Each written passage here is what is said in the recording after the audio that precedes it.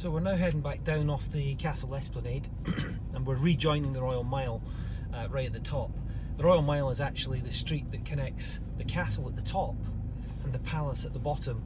What you see directly in front of you is the very top part of the Royal Mile, and the Royal Mile itself is actually split up into different sections. So this section is called Castle Hill. So we're going to make our way down on this first section, ending up on the Lawnmarket, which is the next section. To the left of the picture, you'll see this building. It's called the Tartan Weaving Mill, but at one time this was where all the water was stored that was fed from the reservoirs up in the Pentland Hills, and it was stored here and then fed down to the different parts of the city. Over on the right hand side you've got the Witchery restaurant and hotel, looking a little bit untidy and cluttered because of all the street furniture that's out. And then just beyond that you've got the Highland Toll Booth Church, as was known, now known as the Hub, being used by the Fringe headquarters during the Fringe Festival, and it's also a cafe bistro known as the Hub. So we're now coming down onto the Royal Mile. One of the things you'll notice as we're driving along here is that the streets are cobbled. And as much as drivers don't like the cobbles, it does give the Royal Mile its own little bit of charm. It's a little bit of a throwback to a former era. But yeah, so the cobble streets are here. They will be here for a long time, because what a lot of people don't know is that Edinburgh is a World Heritage Site, and as such the cobbles aren't allowed to be removed. In the middle of the side of each street here, we've got these big metal barriers. These are normally put up during the festival period in August for security reasons. But as you can see, we're on the Royal Mile, sitting here on the Lawnmarket area, and very quiet, just a few cars driving up and down. So what we're going to do, we're going to make our way across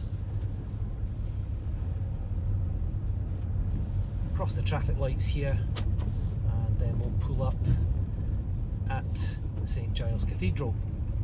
And St Giles Cathedral is the big tall building you can see in front with a crown spire. Quite a stunning building. There's always been a church here. You can go right back to about the mid 800s. Initially a Catholic church, and then obviously with the Reformation in the mid 1500s, it was turned into a Protestant Presbyterian church. What I'll do is I'll just unconnect this so you can see. Quite a stunning spire, and you can see just to the left of the left side of the building there are niches where there should be statues.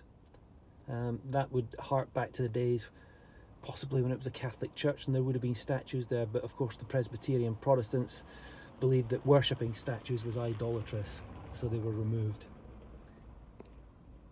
So as I say, we're on the Lawnmarket now. Over to the right, just beyond this statue of the Duke of Buccleuch, we have the Signet Library, and its previous use up until 1707 was as our Scottish Parliament, but the Scots had got themselves into a little bit of financial difficulties, and so they basically had to sign a treaty of union with the English if they were going to bail themselves out of their financial predicament, and that's what they did. Signed a treaty of union in 1707.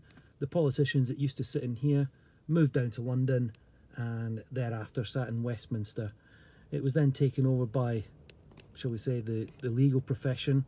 Inside in the Great Hall you've got the meeting place for lawyers and advocates and solicitors before they go off to their respective courthouses. And we've got 3 courthouses in this area. One behind us is the High Court.